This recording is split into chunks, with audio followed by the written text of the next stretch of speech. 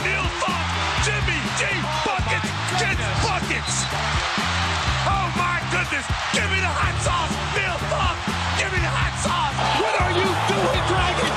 Did you not get the memo? Derrick Rose can go upstairs. Man, it is snowing outside, traffic is crawling, and people are getting ready for a long, cold winter here in Chicago. So it's time to warm you up with a brand new episode of the Gimme the Hot Sauce podcast. Sometimes we don't mention the guest right off the bat, but today's guest deserves a mention right up top. It is the broadcasting legend, Dan Patrick. You followed him on SportsCenter, did great work on football and the Olympics for NBC. Of course, now he's doing his own syndicated show, and we're going to talk with Dan in just a minute. But Stacey and Timmy Whispers are alongside. Want to say hello to all the people on the YouTube chat. And I know, Stacey, yesterday at the game with the Knicks, you got a chance to meet our guy, UK Chicago Bulls. He was at the Windy City Bulls game over the weekend. That guy's crazy, man.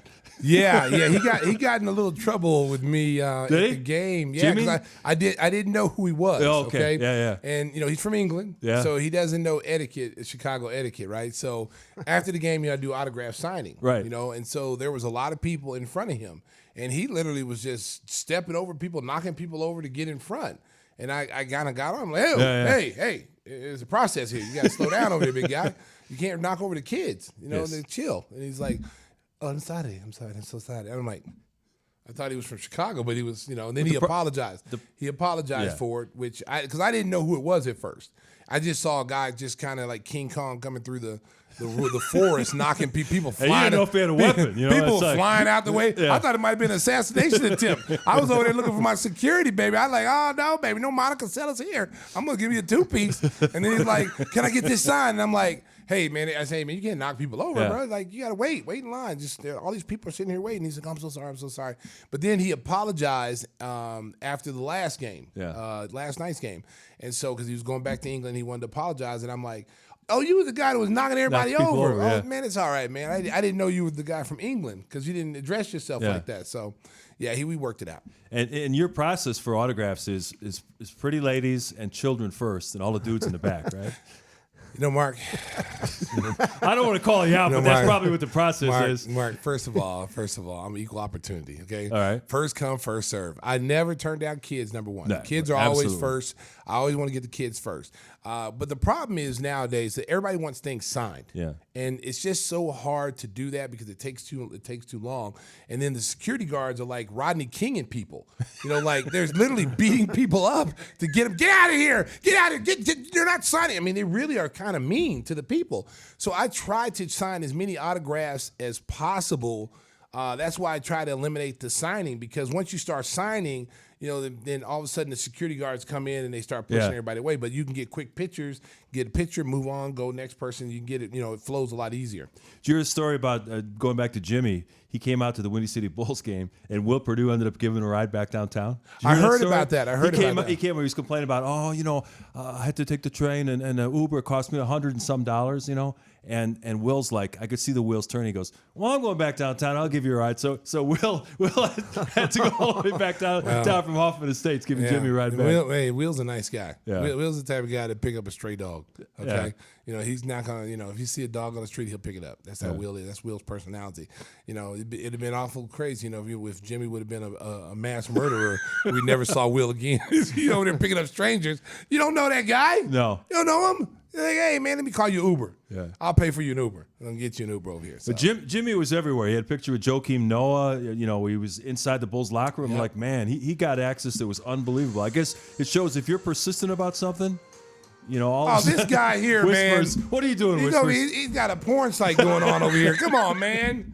We're on the show's live. I just did that on its own. That's the live Just thing. like Whispers. Oh, man. Oh my goodness! You gotta be kidding That's me. a fine. We need to have one of those little buttons, those little staple buttons you just hit. Yeah, and you shock him. Yeah, it was a man code violation. So. Jimmy always listens to the show, so it was nice to meet you last Shout week. out, Jimmy. Safe travels back to England. And I know all your colleagues over there are really jealous that he got the first-class treatment from the Bulls organization at every level. Let's talk about basketball a little bit. The Bulls had a couple of really good games, wins over Washington and Dallas, and then 2 straight overtime losses that kind of took the luster off of that. Man, those are the games you got to win. Yeah. You got to win those. You got to find ways to win. And a lot of times it's coming down to, the very end, shot selection, guys understanding what the situation is. Last night, there was like 7 minutes and something. They were in the penalty already. Some guys were settling for jump shots instead of taking the ball to the basket, just being aware of the situation and what's going on. And they've got to get better at that because those games are costing them.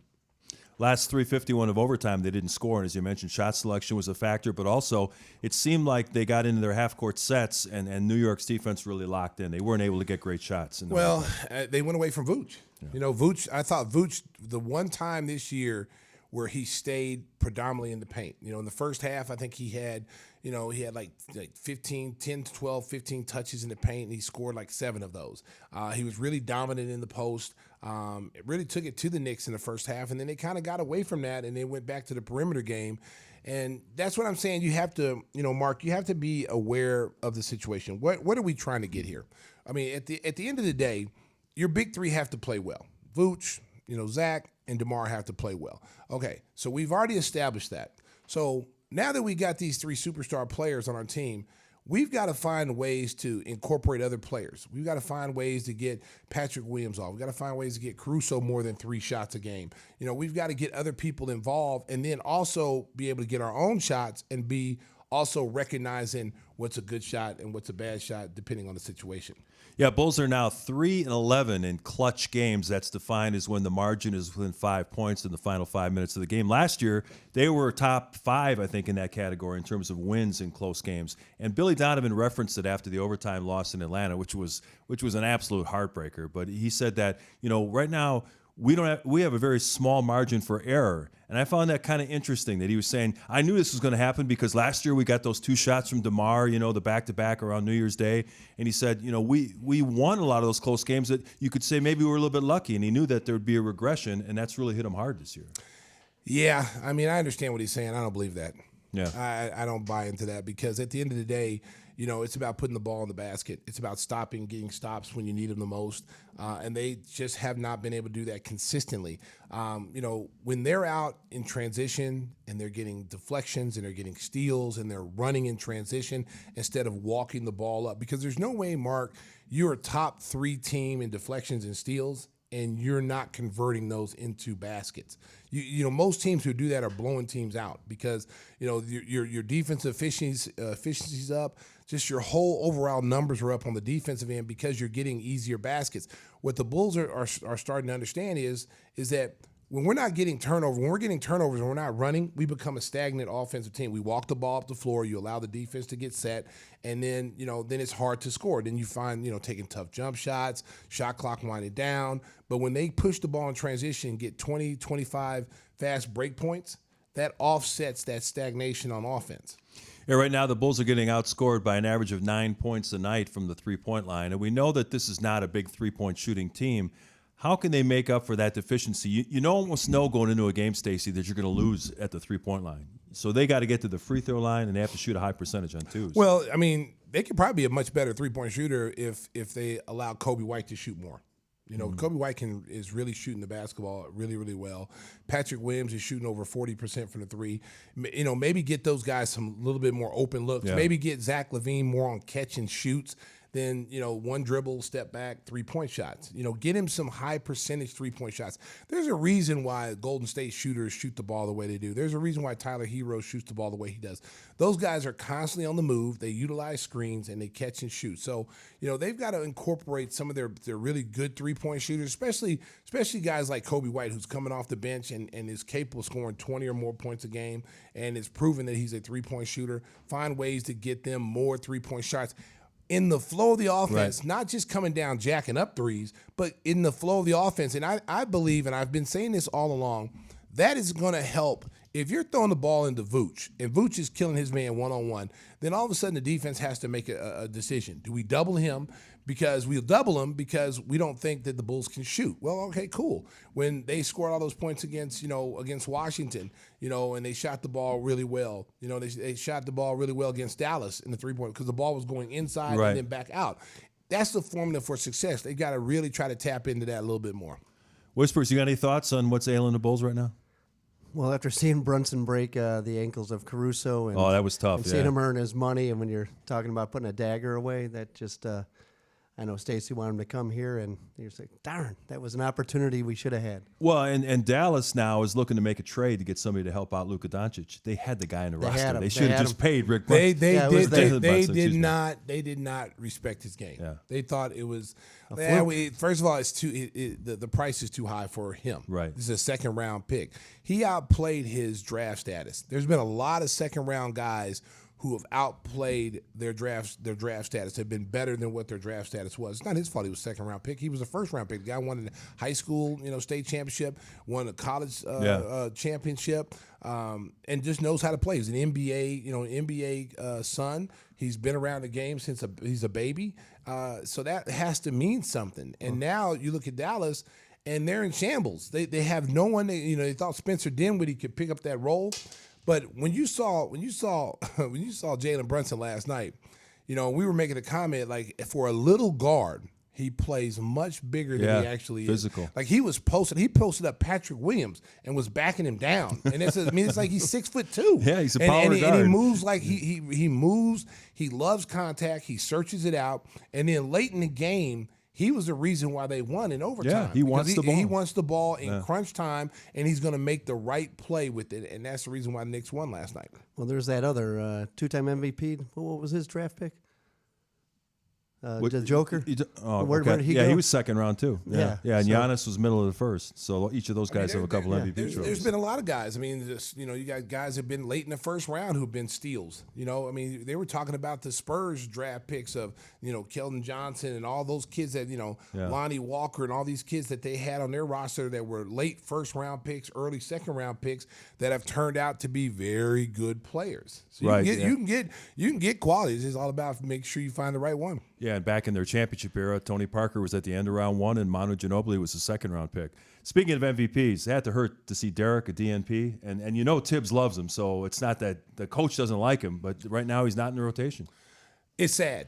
Yeah. It really is, because Derrick still can play. Yeah, absolutely. And Derrick's not gonna cause a fuss. He's not gonna be yelling, "Get me a trade." And that's not who Derrick Rose is. Derrick Rose has become a mentor on that team, and he's gonna wait for an opportunity, because there's gonna be a playoff caliber team that's gonna call for him, and it's gonna say, "Hey, we need a point guard."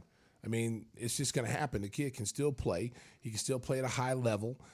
They're going youth. They're playing. They're playing McBride. Grimes. They're playing Grimes. Grimes came up big for them last night. That lucky shot in overtime. Seriously. They come in. R.J. Barrett, 29% from the 3-point lines, hitting like 40% in the game. Grimes, I think he only hit like 8 all year, and all of a sudden he's looking like Klay Thompson. So it was one of those nights last night where you could tell, like, when you see him come out of the game, they hit those threes early and they got their confidence. Just walking out there wide open threes. And but to see Derrick over there riding the bike, it was really tough.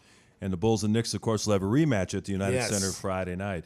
Hey, when it comes to insurance for your auto, home, and business, make sure you contact the king of insurance, our good friend, nationwide agent Jeff Vukovich.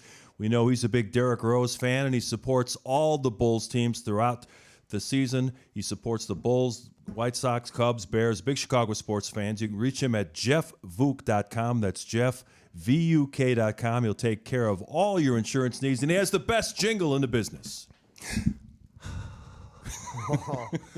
Nationwide is on your side. All right. Wow. Yeah, we get the special treatment tonight, man. Yeah, it was a little pillow talk there, wasn't there? little pillow talk. That's what it sounded like. I got some heavy breathing. Listen. I got a woman audience out there that like to hear the golden pipes. That's okay? right. 10 most sexiest men in Montana. I got to uphold the reputation. Oh, that's what it's about. Yes, it's about that. I told you, I'm Michael Jackson, you're Tito, and he's Randy. Okay. Hey, Dan Patrick's in the Siracha waiting room. We are not going to keep him waiting. So let's take a quick time out. We're going to welcome in Dan Patrick on episode 111 of Gimme the Hot Sauce.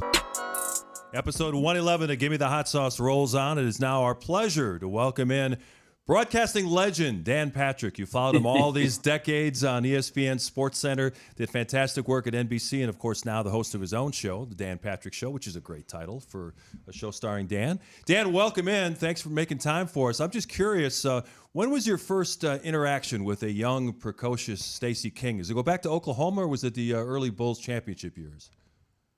I was there with those great Oklahoma teams, Yeah. and I was working at CNN at the time. And soon after that, I left and went to ESPN. But I remember Arizona with that great team, and Oklahoma with that great team as well. Billy Tubbs, spent some time with Billy Tubbs. But it was great because I'm such a college basketball fan. And to be around great teams, to get that opportunity to see that when, Danny Manning winning the championship. Those are things that have stayed with me for my career, throughout my career. That was a knife in the heart of Stacey King. Danny You know what, Manning comment. Dan, you you were remember who doing they good. beat? You were doing good up until you said that, Dan. You hit me with the Danny Manning win the national championship. As you know, they beat us. That hurt, Dan. That hurt. You look back on moments where you see somebody actually lift a team. Yeah. And he had some good players. Pritchard was there, and who was it? Scooter Berry, I think, was on that team. Newton, maybe. Mill Newton. Yeah. But you saw Danny do what we want great players to do, and that is game on the line. What do you do? Sometimes we look at what you do or don't do in the pros, and then we either validate or try to diminish what you did in college. We do this with the Heisman all the time. We do this with Christian Laettner. Laettner's one of the top 5 college basketball players of all time. He wasn't a great pro, but, he did what you wanted him to do when he needed to do it in college. And, Danny had injuries, but still, you want to see greatness when titles are on the line. Yeah, I agree with you on that. Speaking of greatness, I saw a little bit of your interview about the Michael Jordan Trophy and the MVP trophy. Okay, now I don't think they should have even did any of that stuff. Should have left it alone. I just think it's more about commercializing things now. I just didn't really think that needed to be done. I agree with you on certain things. I thought Michael Jordan should be something else. I know you said that he's on everything. Michael's on everything. And I thought maybe he should have been like the logo. I would have seen him. I thought they might make him the logo. A lot of people thought Kobe Bryant should be the logo too. Well, either him or Mike is the logo. But but make Kareem the MVP because he does have more MVPs than MJ. Yeah, but Mike is already the logo. He's the new logo. When you think of Jumpman, he's the new logo. Yeah. Jerry West doesn't want to be the logo. He never wanted to be. They never paid him. Mike gets paid an awful lot of money for being the league logo. This is true. Other players are wearing your gear. Imagine that. The advantage you have, I go out there for a jump ball to start a game, and you got my shoes on. I own you already. And so I thought it was unfair to LeBron. Let LeBron finish his career. If you want to make Mike the MVP, great. Although I would have made Kareem the MVP. But the NBA has basically said the argument's over. Mike is the GOAT. No matter what you do, LeBron, the argument is over. Wow. Dan, why do you think it is that in the NBA, teams have these long runs of success? You don't see that as much in other sports unless you go way back to the Yankees, and the Montreal Canadiens. But, it seems like NBA teams, the Bulls got 6 championships. San Antonio had the great run. Then you had the Heat. Now you got the Golden State Warriors. Why do you think that is? Well, I think that one player can mean more in basketball than he can in baseball. I can walk Barry Bonds all 4 times if I want to. Your pitcher can only pitch once every 5 days.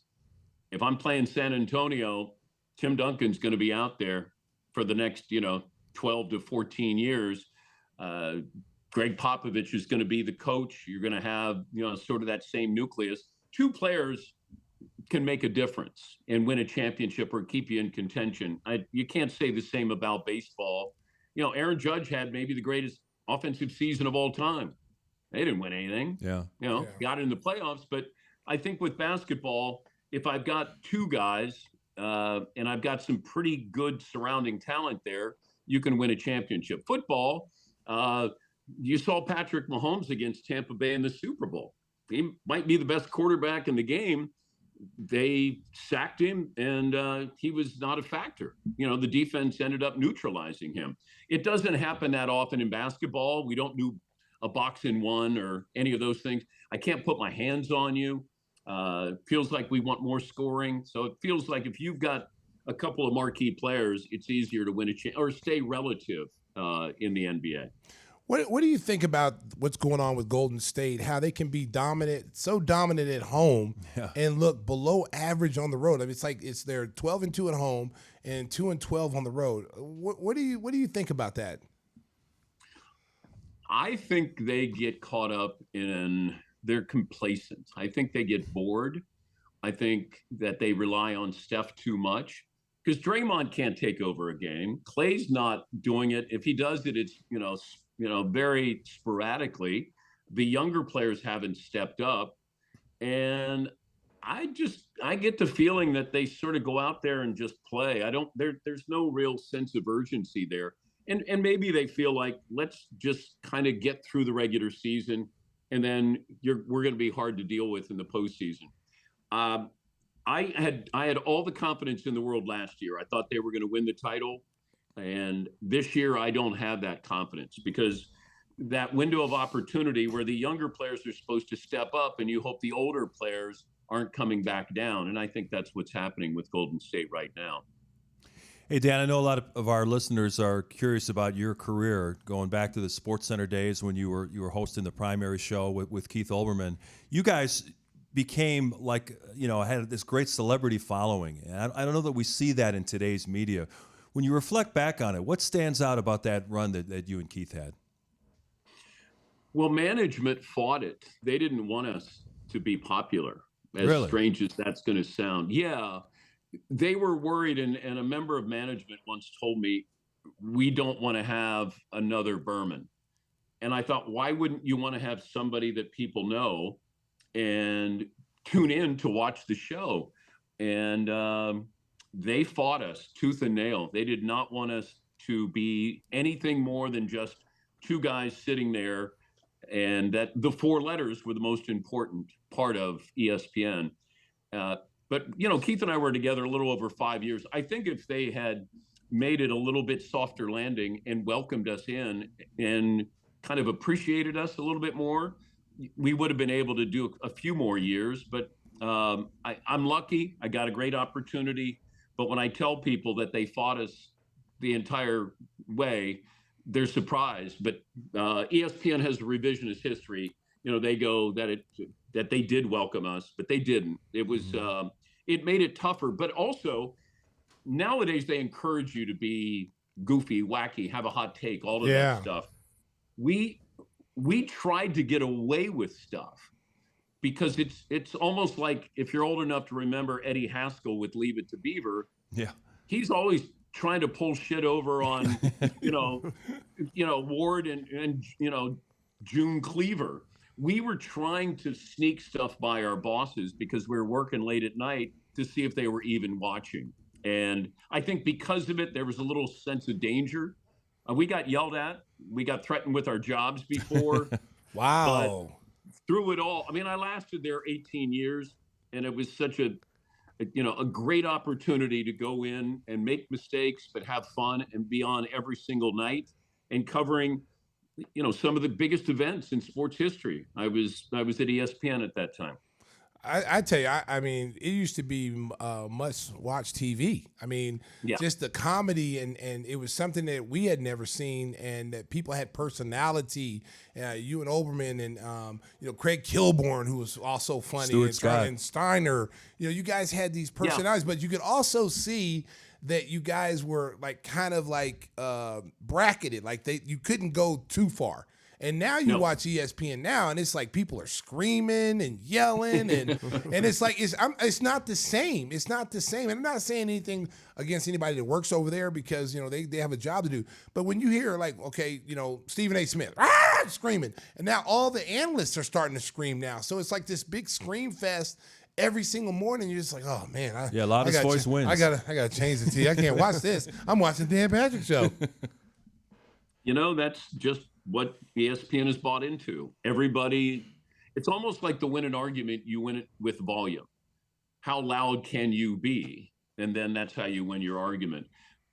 Look, I don't begrudge Stephen A. He's worked hard to get that. You know, some of the other people there at ESPN. I don't know that many people anymore. Scott Van Pelt, Reese Davis, still know them, friends with them. But this is, you know, Skip Bayless and Shannon Sharp do that on Fox Sports. It goes back to Tony Kornheiser and Mike Wilbon. They made it look too easy because they're friends and they just spoke. And sometimes you get mad at your friend. Sometimes you laugh at your friend. Sometimes you agree with your friend. But it never felt like it was rigged. Like, hey, you're going to yell and then I'm going to yell and you take that side and I'll take this side. And with Mike and Tony for 20 years now, it's always felt like those guys are buddies and they're on TV and we get to hear their discussion. A lot of the other shows, it's about having a hot take. And I just subscribe to have an educated take. And I'm a dinosaur in this business, but I got to go out the same way I came in. Hey Dan, on that same vein though, can you talk a little bit about your relationship with Adam Sandler? Oh, I've been very fortunate. I met him in a Knicks game, and at the time he was shooting. He just finished Happy Gilmore, and he was supposed to have Keith Olberman play the role that Vern Lundquist did as the golf announcer. And he came up. He was in. It was like the halftime, and I was walking by, and I saw him. He was by himself, and he goes, "Danny P." And I hadn't met him, but he goes, "Danny P." I go, "Hey, Sandman, how are you?" And he goes, "Good. Your boy, he screwed me." Who's my boy? He goes, "Olberman. He was supposed to be in Happy Gilmore. You know, he didn't want to fly to Vancouver." And I said, "If you ever need a sportscaster, you let me know and I'll be there." He goes, "Danny, you're in my next movie. Your name Danny McBleepin Patrick, and you're going to have a mustache, and you're going to be a police officer." And he put me in the longest yard, where in the beginning I pull him over and arrest him, and I've got a mustache on. And it's been 20 movies altogether that I've been able to be in with him. But he's become a very good friend who just happens to be a very powerful movie star. We talked about your days at SportsCenter. Of course, you had a long run at NBC, doing the NFL, doing the Olympics, and a lot of people were surprised when you decided that you were going to go your own way, have your own radio and then TV show. What were your thought process in leaving NBC at the height? You're at the top of the industry, and you decided, you know, I'm gonna take maybe a little bit of a step back and do things my way. I needed to be challenged again. I think I'd gotten to the point where I was sort of mailing it in on SportsCenter, and I thought that's not fair to somebody who's always wanted to do this. And here I am, not as passionate as I should be. And then I had a conversation with my wife, and, you know, she obviously is the smart one. And she said, "Look, your kids are going to all be out of the house." You know, they were 9 through 15. And I was just ready to sign a new 5-year deal. And she said, "You know, you're gonna hate yourself. I'll be around the kids, you know." And I went to ESPN that morning, and I was supposed to sign my new contract. And for some reason, my wife's words came into my head, and I'm sitting there with my boss, and he goes, "All right, what is it? Take it or leave it." I go, "I'm gonna leave it." Wow. And he didn't even hear me. He goes, "All right, I'll have Danielle draw up the contract." And I go, "No, I'm going to leave it." And I remember walking outside, and I called my wife. I said, "Hon, I'm coming home." And she goes, "Okay." I said, "Hon, I'm leaving ESPN." She goes, "Okay, we'll sell the house if we needed to." Oh my God. I started crying because she had the true perspective. I was caught up in being on ESPN. I was on TV. She wanted me to be caught up in raising these 4 kids, being around them. I have 3 daughters. And oh my God, I drove home and I remember getting there, pulled into the driveway, and my youngest daughter comes out. And I thought, oh, my wife sent her out. This is awesome. You know, Dad came home. He's going to leave ESPN. And my youngest goes, should I always be honest with you, Dad? I go, absolutely. No matter what. I go, absolutely. Even if it hurts your feelings. And I'm thinking, how could she hurt my feelings? I go, yes, you should tell me. Okay, you got a booger in your nose. And then she turned and walked away. And I went, hey, that's not the way it's supposed to be. And I walked in, I go, did you set her up to go? She goes, no, why? And I told my wife the story, and it's like, all right, I'm home. Yeah. And my kids all went, they were silent at the table. And they go, is this a good thing? My son said, is this a good thing? I said, it's a great thing. And they started banging on the kitchen table. And then I realized this is what my wife is talking about. And as crazy as it may sound, I should have done it earlier. I didn't have the guts to do it earlier. She gave me the guts to do it. But I needed to get my ass kicked a little bit, and I needed to come home because I was at ESPN 10 hours a day. Wow. Hey, Dan, though, is it true, though, speaking of ESPN, that you and Keith left the legacy of This Is SportsCenter based on pissing off the management? Yes, because we used to say things, and then management said, you know, stop doing this, stop calling it the big show. And the only reason why we called it the big show is we were mocking ourselves. We didn't know who was watching. Yeah. We didn't have any ratings. Nobody told us anything. We called ourselves the big show. And management called us in, and they're banging on the desk, and, you know, we're not going to have this anymore, and you're not going to call, you know, the show the big show. We want you, when you go to commercial break and you're teasing what's coming up, we want you to say, this is SportsCenter. And I'm going, and I look at Keith, and I already know the wheels are turning. It's like, okay, if that's what you want. And, oh, that night, did we overemphasize, this is SportsCenter. And then they created an ad campaign called This Is SportsCenter based off of that. And all we were trying to do is mock our bosses. But so many great memories there, fun memories, and great people. It was a great place to work when we were the underdogs.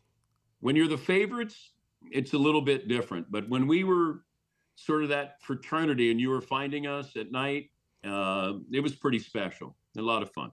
So when you guys first started working there, so everything was new. Everybody was trying to figure out, you know, where this was going to go. No one knew that this was going to grow into what it is today. Oh. So like, were you always thinking like, okay, how long am I going to work here? Is this job safe? You know, I mean, you know, how many years I'm going to work here? Is this company going to be around, you know, in a few years? Did that ever cross your mind when y'all first started? Oh, all the time.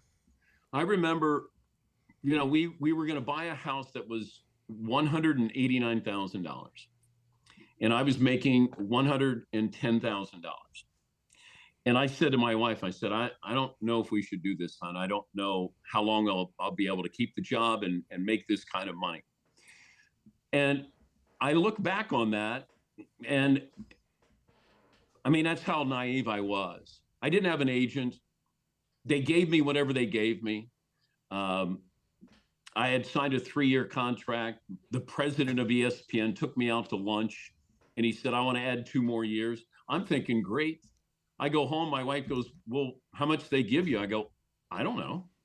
And she goes, wait, you signed up now for 5.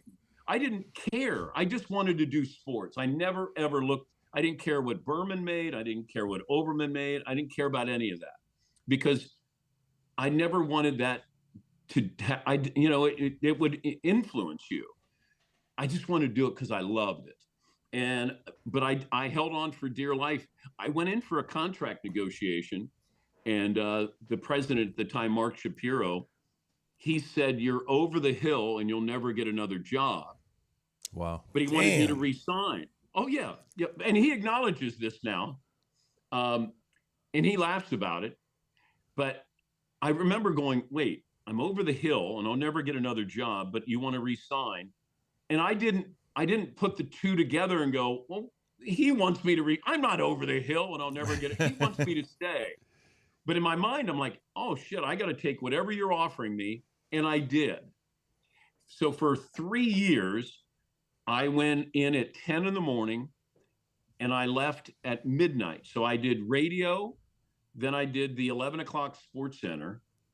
I would sleep in my office from 4 to 5 after radio. I did radio 1 to 4.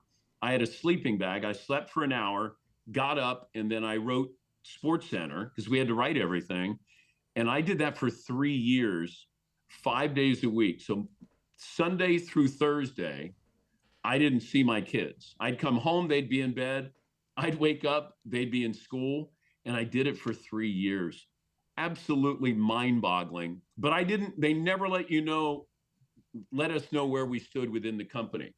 And they did a good job of that because I kept thinking at any point they could come in and go, hey, we figured you're out. You're not any good. We got somebody else coming in.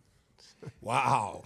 Hey, Dan, sports have changed so much since we were young. I grew up in Milwaukee, and I remember I loved the Bambi's Bombers teams with Paul Molitor and Robin Yount and Gorman Thomas. They got to the World Series once, they lost, but then and the Bucks had Sidney Moncrief and Terry Cummings and Junior Bridgman. They didn't win a championship, but they were fun to watch. Now, in today's philosophy, it's either you win a championship or blow it up. Here in Chicago, everybody's saying, blow up the Bulls. They can't win a title. So trade DeRozan and trade Vucevic and trade everybody.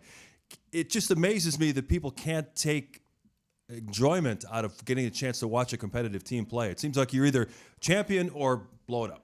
What do you think about that whole philosophy? Yeah, it's disappointing because there's only one winner each year, obviously. Are you seeing improvement? Are the fans showing up to watch the product? Those are things that I would look at if I'm ownership. What is our place in the market? Those kind of things. But now it's, if you didn't win, how long are you going to keep that manager or that coach?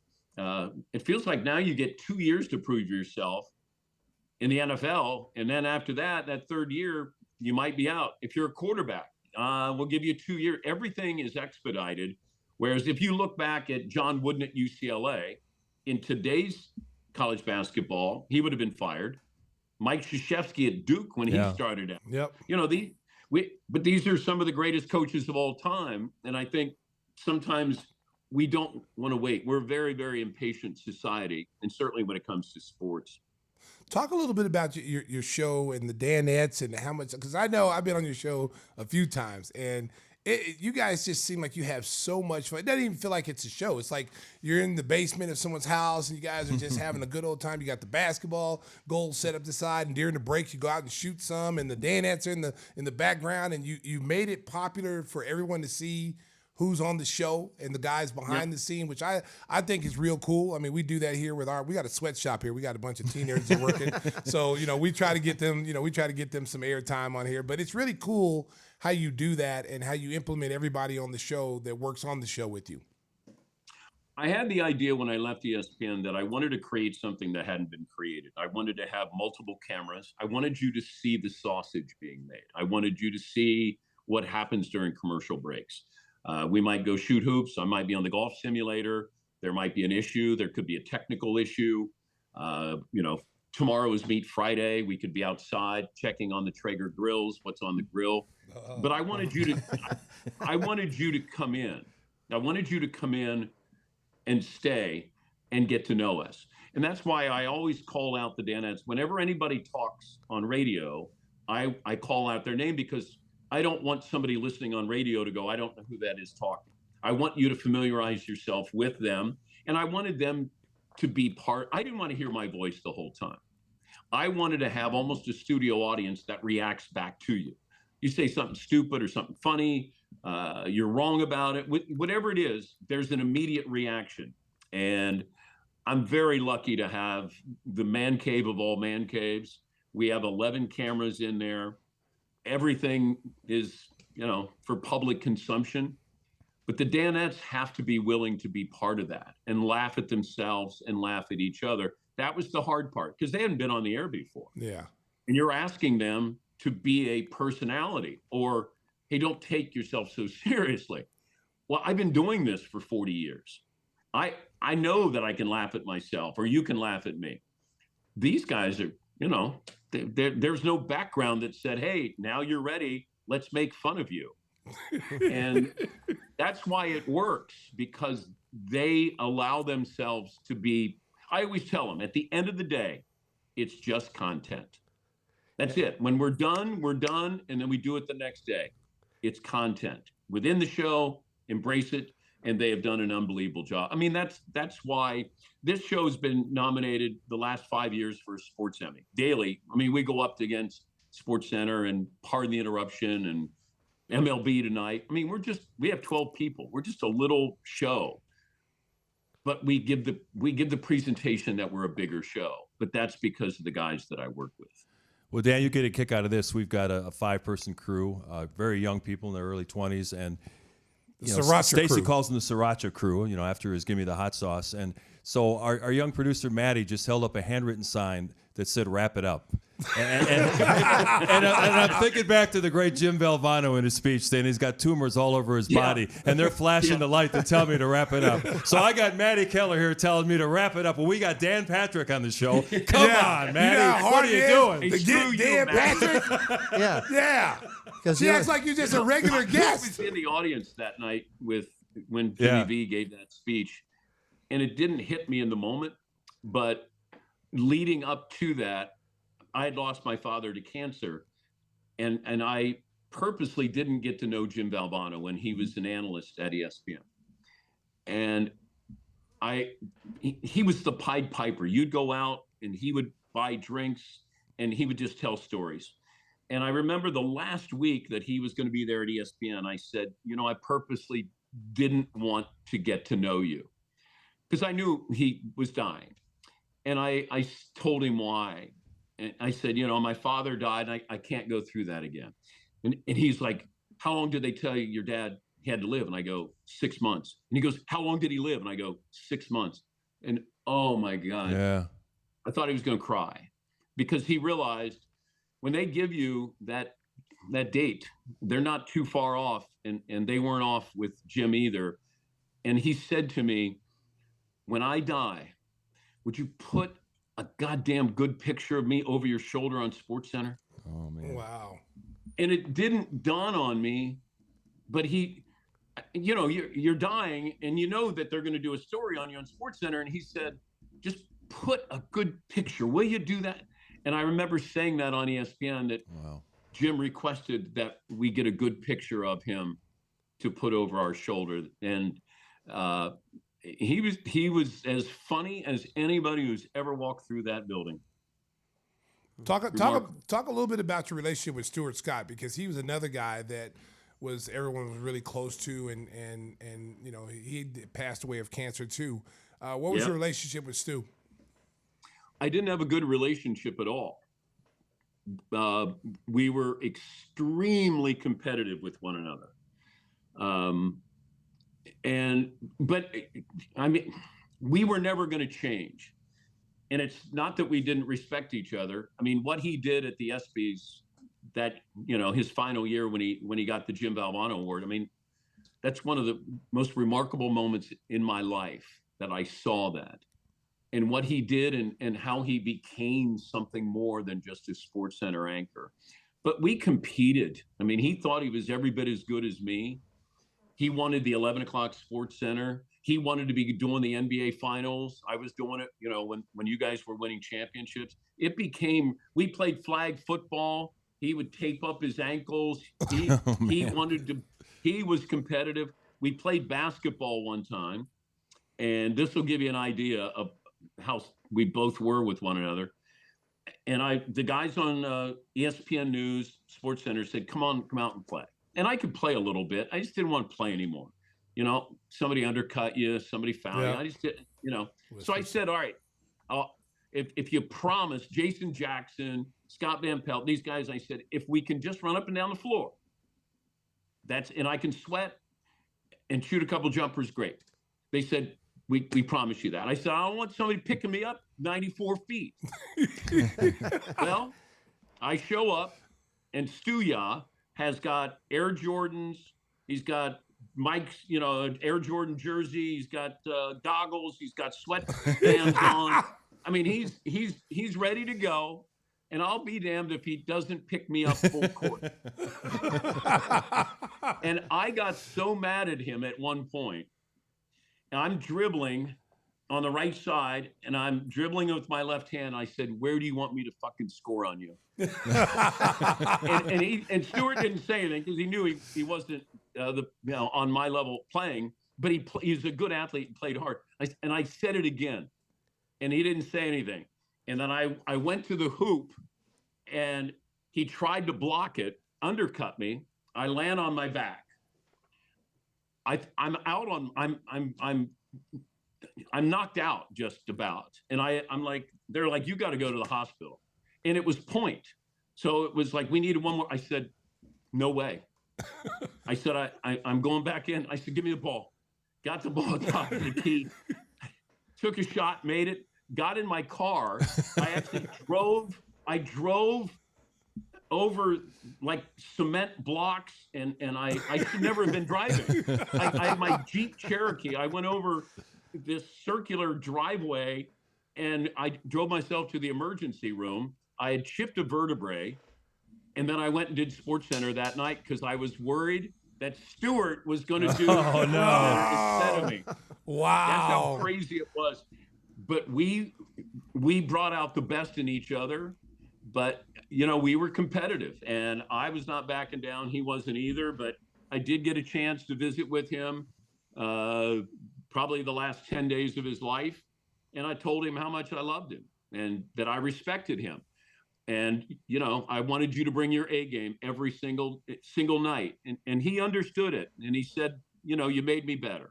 We had a good conversation. I always appreciated that. But, yeah, he brought out the best and the worst in me.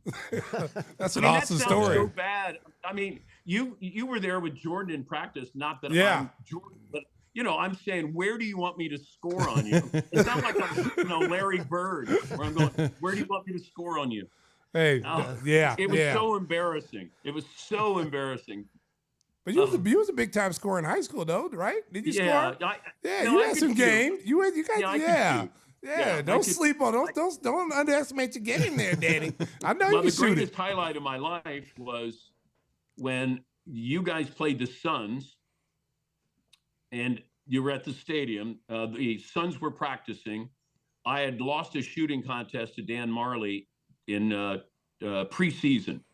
They came to Connecticut, and I was at ESPN. I went over, and we had this battle about who's the better shooter, and he smoked me. It was me, him, and Ced Ceballos. Well, I smoked Ced Ceballos, and Marley crushes me. And I said, I want a rematch. I'm walking through with Dr. Jack Ramsey. We're going to go do a SportsCenter hit. And they're ready to start practice. Paul Westfall's ready to start practice. And Marley goes, how about now? I have a suit and tie on. I have Dr. Jack Ramsey with me. I go, and Westfall goes, I'll hold up practice. So I take my shirt tail out, undo my tie, take my sport coat off. I got dress shoes on. And I go, how many practices shots do I? Lionel Hollins goes, you get 5. I go, 5? Get 5. We're going to shoot 15 threes. Well, Marley makes 10 out of 15 or 11 out of 15. And then I am 1 away from tying him. And then he said, if you bank it, I'll count it as 2. And I'm going for the win.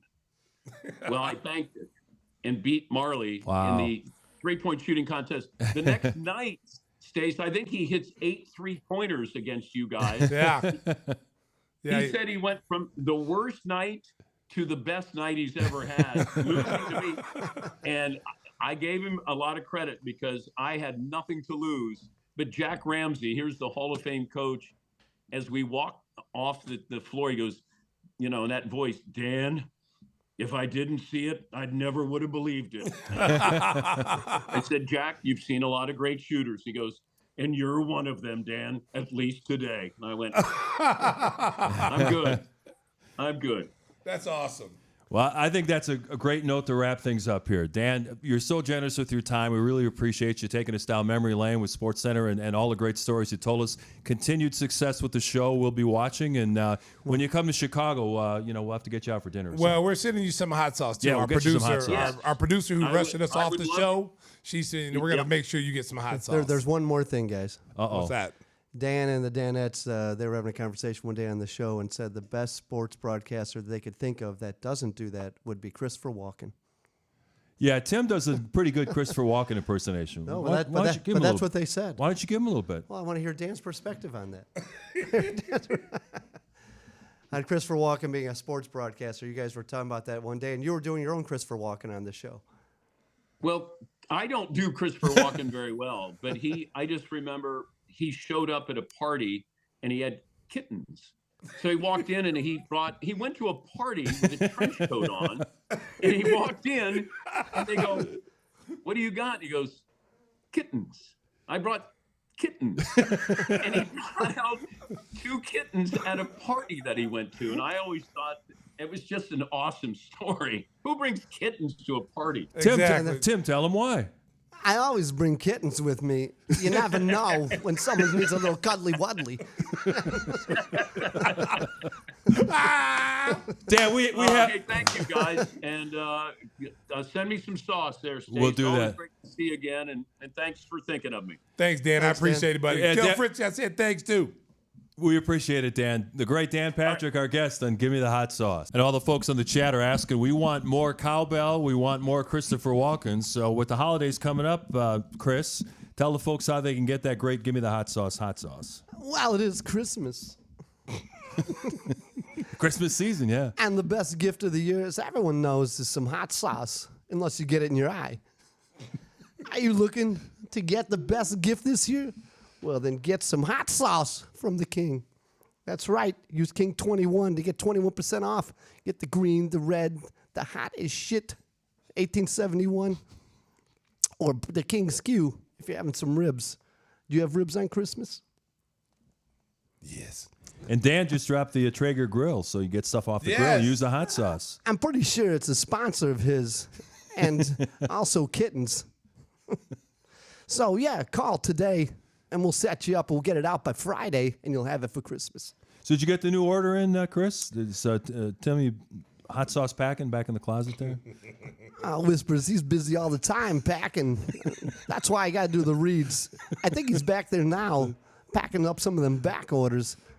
So everybody's going to get their orders in time for Christmas. You're guaranteeing that, Timmy Whispers. They're all going to be out on Friday. Otherwise, I'm going to whack that little Whispers. Christopher Walken, ladies and gentlemen, always making an appearance. Oh, yes. Hey. Did we announce that what our hot sauce is going to be doing pretty soon? We did last week, but you got more information We'll do it for the folks? again, Yeah, baby. Tell the folks. For all you new listeners. The shippers are coming together. Yes, all you got one of our fans working on it. We got all of the hot sauce. We will be in Jewel Osco, baby. Maybe for Super Bowl or at the worst, we got to go I don't know. We'll keep All-Star break. We'll keep updating everybody when they can. It's going somewhere after the first of the year, people. We're not going to tell you any dates because we don't want to get everybody all hot and bothered. In the meantime, go to GimmeTheHotSauce.com. Hey, we didn't get a chance to cover some of the NBA topics. Dan was ready to go, and we were happy to have him on. What a fantastic guest. We really loved that conversation. I hope you enjoyed the stories that he shared.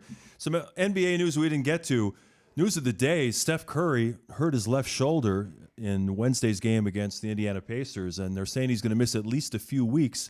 And Stacey, right now, they are a game under 500, which is a huge home road disparity. And as the defending champs, people are wondering what the heck is going on with the Warriors. Well, they're 12-2 at home, almost unbeatable at home, and then they're 2-12 on the road.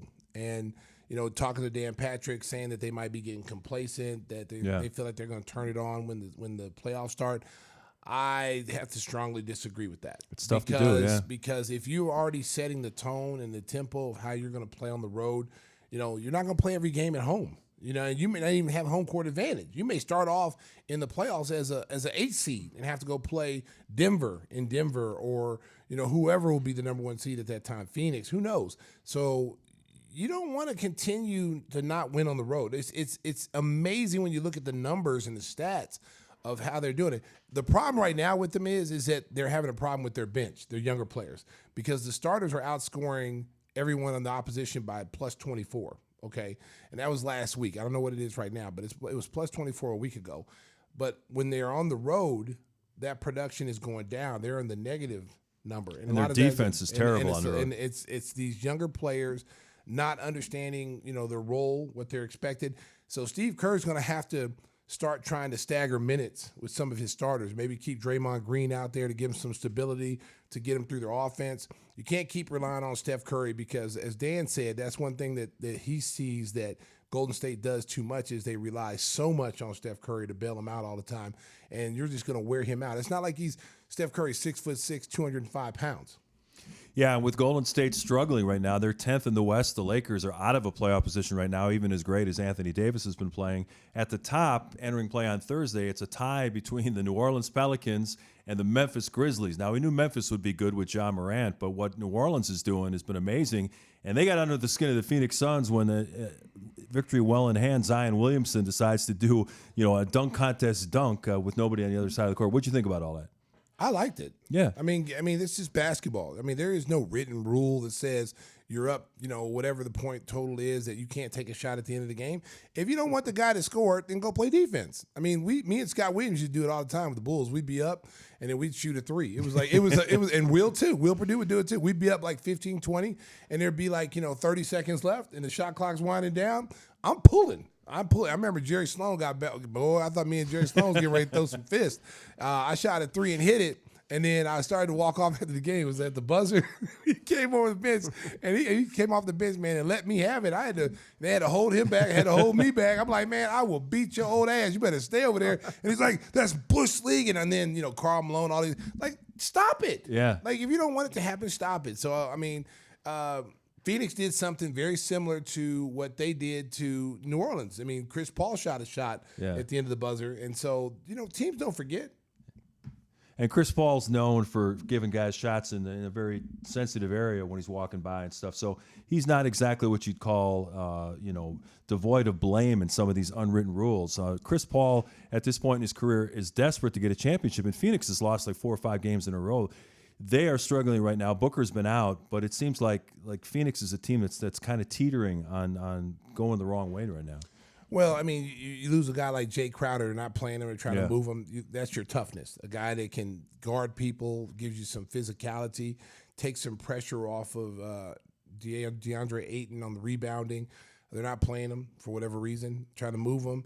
This is the same team that tried to trade, Ayton this year. Said, hey, go out and go get a free agent contract, and if we match it, we match it. We know we don't. Kid's 23 years old. He's one of the best, big men in the league, and you're just going to let him walk? So that showed a lot of players like, man, these guys, they don't appreciate what we do. And I think it's kind of carried over, that stench. And then you had the thing with Sarver, the owner, and that's kind of like, basically kind of hung around all year too. So they're in a little bit of a mess right now. Yeah, the West is kind of turned upside down. It's going to be interesting. We're at about the 1/3 mark of the NBA season, and some of the teams that are doing well have been really surprising. Mentioned the Pelicans. The Sacramento Kings are in the top 5 in the West. They're playing good basketball. Indiana, they beat Golden State last night. They've got a winning record. So things are kind of topsy-turvy in the NBA. One of the stories we wanted to get to before we move on to other sports, one of the NBA all-time greats, Paul Silas, passed away last week at the age of 79. Silas was a 6th man for the Boston Celtics, won a couple of championships there. He also won a championship in Seattle when they won the title, I believe it was 1979. And then he was LeBron James' first coach at Cleveland, coaching a couple of other places as well. And when you talk about toughness and old-school power forward, you can find Paul Silas's picture right there. Yeah, I mean, just, one of the great, ambassadors of the game as well. Was a good player, a great person, trailblazer, and to have this happen, I mean, anytime you lose anyone, it's sad. But NBA is a fraternity, and that's felt by a lot of people. Yeah, and Steven Silas, now the coach of the Houston Rockets, and he had his dad as an assistant when he got his first crack. So it shows that he learned a lot from his dad, and he's continuing that tradition. And the Houston Rockets won a couple of games after Paul Silas passed away in a tribute to one of the all-time greats. They're playing well. They're playing really well. They're playing. That young team is starting to get it. They're starting to click in, and the kid Jalen Green is for real. You know, the Smith kid, the rookie, is starting to pick it up a little bit. Yeah, that team is playing really well. They're playing with a lot of confidence. And if they get Victor Wembanyama, who knows? That's in the mix. Everybody wondering where he's going to wind up. He is going to be an instant difference maker. There's no question about that. Hey, Whispers, tell the folks about how they can take care of their water systems. Oh, all right.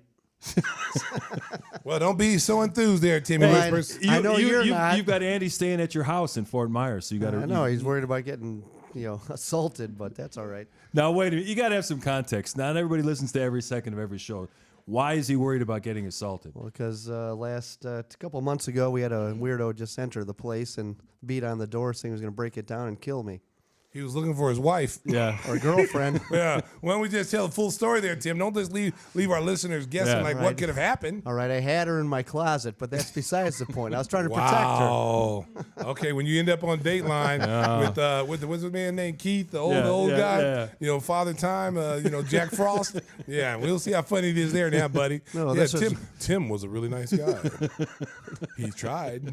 This was more like a John Quionis thing. What would you do? If a guy's beating on your door, what would you do? Well, I know what I'd do. I'm going to open it next time and use that stun baton. Just like Whispers. All right. There's a lot of nasty crap. Look at that. They've been editing this in the Chicago area water. That's why we only drink Angel water here in the Hot Sauce Studios. Stay hydrated all year long with water you can trust. Angel water. Call 847-382 7800 to get your water tested for free today. And ask for Andy, right? Yeah. What do you? Cheap little legs. There we go. You can't leave that out. Cheap baby feet. That's 847-382-7800. Get a free water test. Find out what's in your water and how to get it out. Hey, the Bears are back in action this week. They host the Philadelphia Eagles at Soldier Field. No, I'm just playing. The Eagles have the best record in the NFL at 12-1. I think that right now for Bears fans, at least you get a chance to continue to watch the development of Justin Fields. That's a reason to watch as well. I thought we were going to talk prop bets. When will the Bears draft? That's the other thing that people are looking at to see if they're going to pick. Aren't they in the top 3 or 4? Top two right now. They have the second pick if the season ended. I'd trade down. Yeah, because I'd trade down and get multiple picks, man. Hopefully somebody's desperate for a quarterback. Trade down, 3rd, 4th, 5th round, get you multiple picks, and then get a handful of picks. That's what I'm doing. Because what did they get for Roquan Smith? What did they get for him? Did they get some picks? They got a couple of picks, but not. Did they get a first rounder for Roquan? We'll have the crack. No, second. The crew look it up. No, second. Yeah, terrible. So it's tough to trade players for high draft picks. It just doesn't happen in the NFL that often. People just treasure you look those. at needing a 3 technique. Is there one in the draft that should go that high? Probably well, not. the guy people are kind of zeroing in on is the guy from Alabama, the nose tackle, Jalen Carter. So he's the guy a lot of Bear fans are excited about. But you could trade down and probably fill a couple of holes. Like if a team's desperate for a quarterback, they want to move up to 2, and they give you like the 8th pick or something like that, and especially number 1. A team that needs a quarterback. Yeah, that's the way it always happens. They need volume. 2nd and a 5th for Roquan. So at the end, what they need to do is trade down. Trade down. You already got your franchise quarterback, so it's not like you're looking for a quarterback. Right. You can get a running back free agency and later in the draft. And there's no great receiver at the top of the draft. You need to get some linemen. Yep. You need to get some defensive line help. And use those picks to parlay that second pick into some numerous picks. That's what I would do. Are you a believer in the Eagles? I mean, we'll see them firsthand on Sunday. Oh, they're going to beat the Bears. No, but I mean in terms of their Super Bowl capabilities. I'm not sold on them because I know Jalen Hurts is having a MVP type of season, but I just don't. Where's the weakness though? Jalen Hurts. You think it's him? Because just like here it is, America. I'm just going to try to tell y'all this. Okay, this is what's going to happen. This is what you see with Lamar Jackson all the time. Lamar Jackson during the regular season is running around. He's running like Willie Beeman. He's running around, steaming Willie Beeman, scoring touchdowns and throwing the ball all over the place. But in the playoffs, they shut that down, and they make him pass the ball. It's going to be the same thing with Jalen Hurts. They're going to take the runaway, the RPO. They're going to take that away, and they're going to force him to throw. Now, because his running ability is so good in the regular season and teams don't have time to prepare for it, the playoffs are different because they're going to be able to dissect everything the Eagles have done. They're going to have tapes all the way through preseason to the end of the season. They are going to, depending on who they play, and the deeper you get into the playoffs, you're going to be playing against teams that know how to shut schemes down. They're going to make him throw. Can he throw the ball to Brown? Can he throw the ball to the Smith kid? Is he going to be able to make plays down the field when they need it the most? And I don't know if he can. Yeah, it looks like both conferences are pretty wide open. I mean, teams have kind of been up and down. Buffalo was looking like the world beaters early on. They've struggled a little Buffalo bit. still is the team to beat. Yeah. I don't care how good Patrick Mahomes is doing right now. Buffalo has the team that can go on the road and win. They're a cold weather team, so it's not going to bother them. They're going to be able to go into Arrowhead Stadium. They're going to be able to go wherever they need to go. They run the ball well. Their quarterback runs well, and he stands in the pocket and throws and picks you apart. Their defense is solid when they're locked in. I mean, I know they had some hiccups this year, but I still think that they're in the AFC. They're the team to beat. Well, we know that the University of Oklahoma is the cradle of quarterbacks. It seems like they win we the won another Heisman Trophy baby. just about every year. We won another Heisman if Trophy. only they kept him in a Sooner uniform. No, Mark, don't try to rain on my parade. Okay. Caleb Williams started his career at Oklahoma, and had he stayed at Oklahoma, he won the Heisman in Oklahoma. So we are claiming Soonerland. Right. We are claiming that Heisman Trophy. So that gives us how many Heisman Trophy quarterbacks do we have now at Oklahoma? At least 3. Well, it's Baker At least and 3. Baker. Kyler Are you Murray. including Caleb? Who? Yeah, of course. He just claimed them. I think that's 4. Yeah, we got 4. See, look at him. He's got up there and he's got his little OU suit jacket on. That was an OU coat that was made in Norman, Oklahoma. So yeah, we're claiming him. We're claiming, even though we don't like Lincoln Riley, we're claiming him too. Okay, they won the Heisman for Oklahoma. They're gonna send our copy. You get 2. So you get USC thinks they're gonna get it, but they're not. It's going straight to Oklahoma.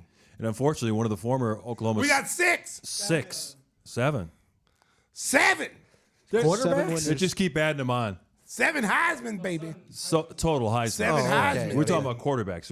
You can look that up. Don't worry about it, boys. You ain't got to look it up. But one of the 7 guys, Heisman's up there. one of the guys that won it, Kyler Murray, unfortunately got hurt last week. It was a non-contact injury, ACL, and he may miss a good chunk of next season as well. Yeah, listen, I feel bad for him because it was a non-contact injury. He was just running, and that's why you have to be like as coaching staffs. That's why you got to be a little nervous with these kids to get outside the pocket and take off. I mean, this is a kid who runs like a 4.3 40, super fast. He was just running, and he didn't even look like he did anything. He just crumbled. Yeah. And that's what you worry about, like, Lamar Jackson. They run Lamar Jackson like he's a halfback. Seriously. Right, I know. They run him more than they do their running backs. And he runs more than he passes. And how did you not expect him to get hurt at some point?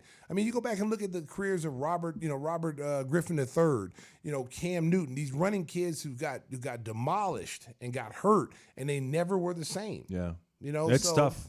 Those tough. guys are coming at you at high speed. There's no question about it. Unfortunately for Kyler, it was a non-contact injury. Wish him the best in his rehab. People always wonder as we get close to the end of the show, what is Stacey King watching on TV? Got any recommendations for our viewing audience? Some of it's X-rated, but I can't say. Okay. I'm sorry, America. America, I'm lying. America. No, he's not. This is a wholesome show. There's kids watching. Yeah. Okay. Oh, sorry. Sorry, Odyssey. You guys know what you signed on for.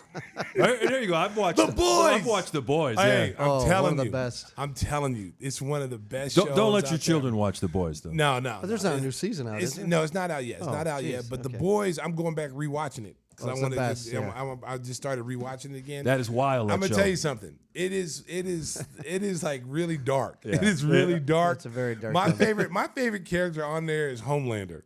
Yeah, he's the best. Homelander is the funniest character on that show, and he's a villain. Yeah. He's a villain, but he's the funniest guy on the show. And some of the things that they do on that show is hilarious. Like America, this is not your typical superhero movie. Not at all. Okay, but it's kind of taken. It's kind of like MCU and those kind of things. But it's How a it good would show. really be.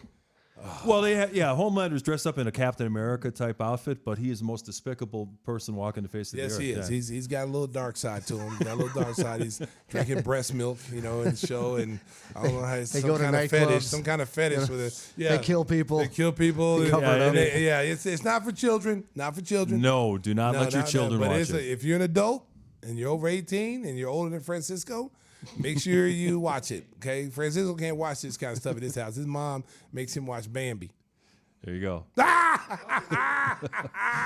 Whispers, you got a recommendation for the folks? I've been watching Tulsa King. There you go. God. Don't do that. It's We good. told you last week. I don't Christopher care. Walken is spot on. The rest of them, not so much. Yeah, They're all from Brooklyn, okay? At the end of the day. we dig the Christopher Walken, but Everybody we don't loves like that. the Sylvester Stallone. So just You know stop. what? You're gonna get used to it. No, you're not. You're gonna get throat Yeah. punched every time you use that one. Oh, It's Joe awful. Pesci's next. Maybe Mike Tyson could be a guest on Tulsa King. That's right. Next week. You got anything else to add, Iron Mike? Stop, Mark, stop encouraging him. All right. Hey, anyway, my recommendation is, the kids come home for the holidays. You want to watch something that's nice and wholesome. Check out this remake of A Christmas Story. Remember that with Ralphie? saw that. That was She'll good. shoot your eye out. They did a remake where the original cast comes back. It's called A Christmas Story Christmas. What happens is Darren McGavin, who played the father, died recently, and it's kind of a tribute to him. So all these same actors are grown up, and they come back to the Yeah, it's very touching. the It's well town. done. Yeah, it's Yeah. really well done. So if you want to see a nice tearjerker over the Christmas holidays, that's One more show. yeah. The White Lotus. Oh, I heard Everybody that's likes great. that show. Yeah, I gotta Lotus. check that out. Have y'all seen The White Lotus? Sriracha Crew. That's got a dark twist It's too. it's Right? got a real dark Okay. twist to it. Yeah. Okay. I just started watching it the other day, and I was just like, "Oh my goodness!" Like Yeah. I should have been watching this show for a while. The White Lotus, America. Check it out. I'm not gonna tell you about it, but it's a dark, and it's like things going on that you're like, Yeah, two That- seasons did that on really HBO happen? Max. But what is your favorite Christmas movie? I think White Christmas.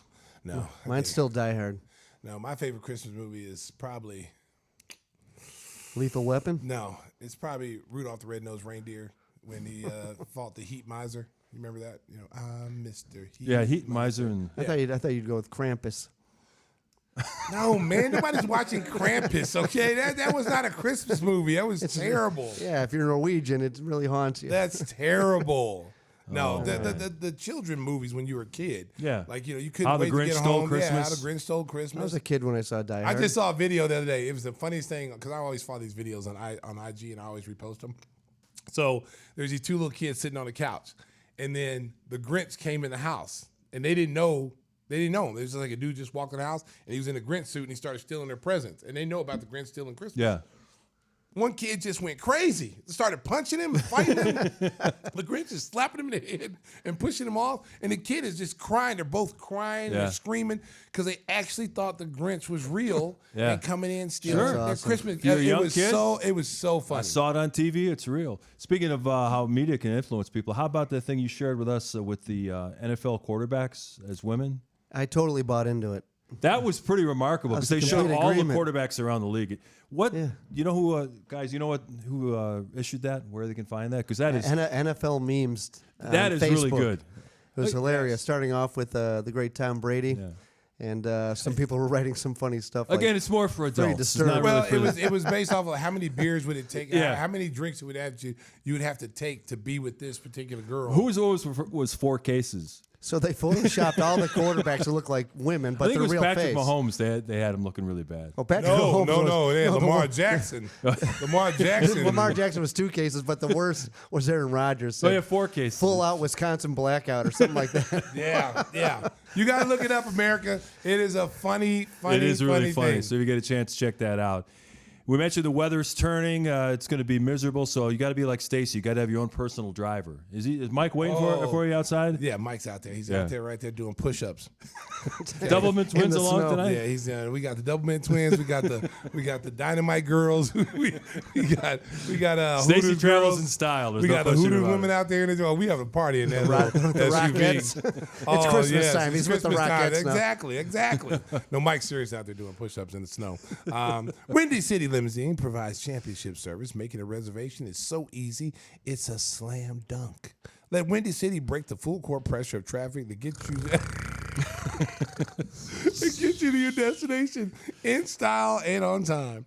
Contact us at 847-916-9300 and then go online to WindyCityLimos.com.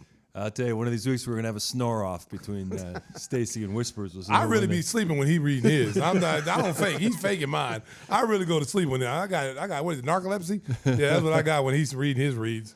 Hey, one of our people on the chat on YouTube, Todd Leopold, says he thought Violent Night would make more money over last weekend than it did. You guys know the hook on that? Yeah, that looks pretty good. Wow. Actually, I've been looking forward to seeing that. Talk about dark. Yeah. Well, I got a chance to see that on my Fire Stick. I said, I don't want to talk too loud. Oh, you snatched it? Snatched it out of the sky? Like Deion Sanders. Well, when I was about 14, a movie came out called Black Christmas, which was a little racist. Yeah, be careful, Whispers. Be careful, man. Yeah.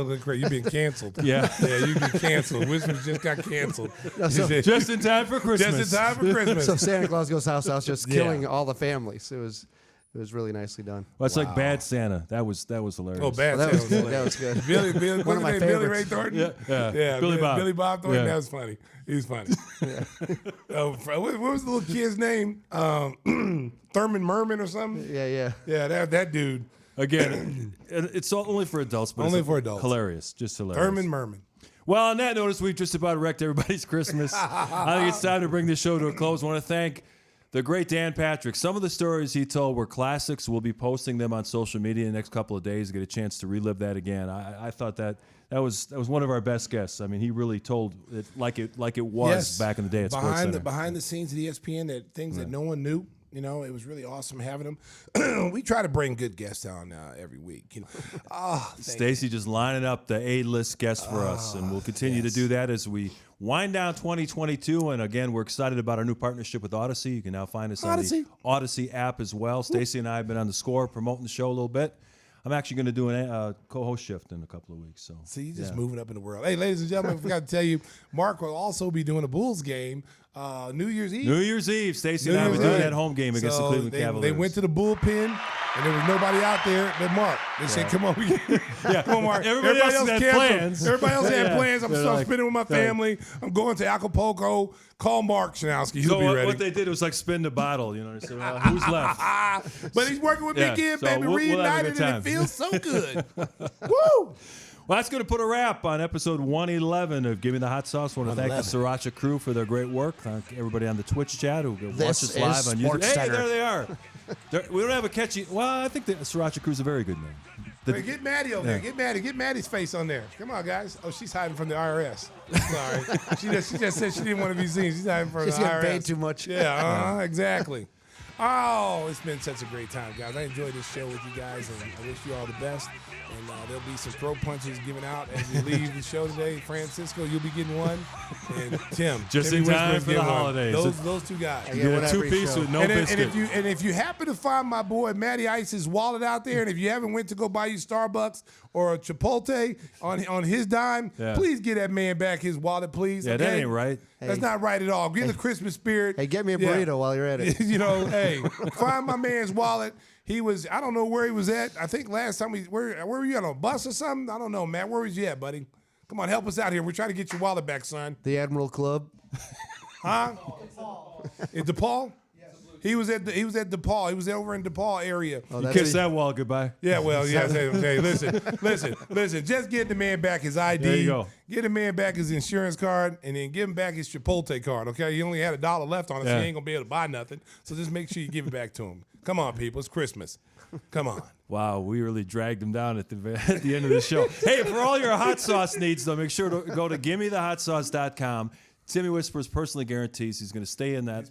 He's going to stay packing that hot sauce in the closet. I'm going to hit it hard. Hard and long. Until every last order is sent out. Stacey, let's get out of here. Drive home safely, Chicago. BB.